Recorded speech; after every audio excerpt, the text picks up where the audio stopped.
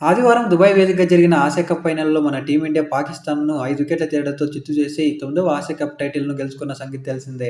ఈ మ్యాచ్ ట్విస్టులతో ఇంట్రెస్టింగ్‌గా సాగింది. తొలి 10 ఓవర్‌లో బ్యాటింగ్‌లో ఓ రేంజ్‌లో విజృంభిస్తున్న పాకిస్తాన్‌ను ఇండియన్ స్పిన్నర్లు కట్టడి చేశారు. 180 స్కోర్ పక్కా అనుకుంటే 150 కూడా దాటకుండానే పాకిస్తాన్‌ను కూల్చేశారు. ఆ తర్వాత 147 రన్స్ అనేది చిన్న టార్గెటే అనుకుంటే టీమిండియా 4 ఓవర్లు తిరిగేసరికి టాప్ 3 బ్యాటర్లు అవుట్ అయిపోయారు. దీంతో ఇండియన్ ఫ్యాన్స్‌కి హార్ట్ బీట్ అమాంతం పెరిగిపోయింది. ఆ టైంలో నిలబడ్డాడు తెలుగు బిడ్డ తిలక్ వర్మ.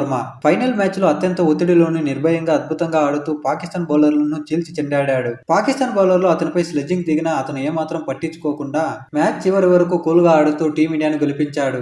అతనికి సపోర్ట్ గా శివం దుబే అండ్ సంజు శాంసన్ నిలబడ్డారు. ఇకపోతే సోమవారం స్వదేశం చేరుకున్న తిలక్ వర్మకు హైదరాబాద్ విమానాశ్రయంలో ఘన స్వాగతం లభించింది. ఆ తర్వాత విమానాశ్రయం నుంచి నేరుగా ఇంటికి వెళ్లిపోయిన తిలక్ వర్మ మంగళవారం తన క్రికెట్ అకాడమీని విజిట్ చేశాడు. ఈ సందర్భంగా మీడియాతో మాట్లాడిన తిలక్ వర్మ ఫైనల్ కు సంబంధించి ఆసక్తికర విషయాలను పంచుకున్నాడు. ఇక తిలక్ వర్మ మాట్లాడుతూ ఫైనల్లో నేను క్రీజులో వచ్చే సమయానికి 3 వికెట్లు పడ్డాయి. తీవ్ర ఒత్తిడి ఉంది. ఆ సమయంలో పాకిస్తాన్ ఆటగాళ్లు సూటిపోటి మాటలతో కవ్వింపులకు పాల్పడ్డారు.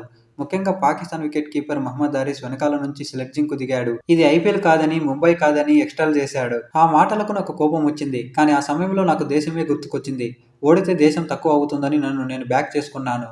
వారి మాటలకు బ్యాట్తోనే సమాధానం చెప్పాలని నిర్ణయించుకున్నా. నేను అనుకున్నట్లుగానే చెలరేగిపోయా. స్టేడియంలో అభిమానులు వందే మాతరంతో ఓరెత్తించడంతో మరింత కసిగా చెలరేగిపోయా. నా ఆట తర్వాత మైదానంలో పాకిస్తాన్ ఆటగాళ్లు ఎవరూ కూడా నాకు కనిపించలేదు. మరో మాట అనే అవకాశం వారికి లేకుండా పోయింది. నేను ఆడిన ఇన్నింగ్స్ లో ఇది కూడా ఒక అత్యుత్తమైన ఇన్నింగ్స్. ఆపరేషన్ సింధూర్ తర్వాత పాకిస్తాన్ ఆటగాళ్లు కొంత దూకుడుగా వచ్చారు. గేమ్స్ ని ఎమోషన్స్ తో ఆడితే కష్టం. ఆటను ఆటలా ఆడి వారికి మంచి రిప్లై ఇచ్చాం. చిన్నప్పటి నుంచి విరాట్ కోహ్లీ ఆటను చూస్తూ పెరిగాను. అతనితో నన్ను పోల్చడం చాలా గర్వంగా ఉంది. వచ్చే ప్రపంచ కప్ లో భారత్ ను గెలిపించడమే నా లక్ష్యమని తిలక్ వర్మ చెప్పుకొచ్చాడు. ఇక చివరిగా ఒక చిన్న రిక్వెస్ట్, మీరు గనక ఈ ఛానల్ ని సబ్స్క్రైబ్ చేసుకోకపోతే సబ్స్క్రైబ్ చేసుకోండి. అలాగే ఈ వీడియోని ఒక చిన్న లైక్ చేయండి.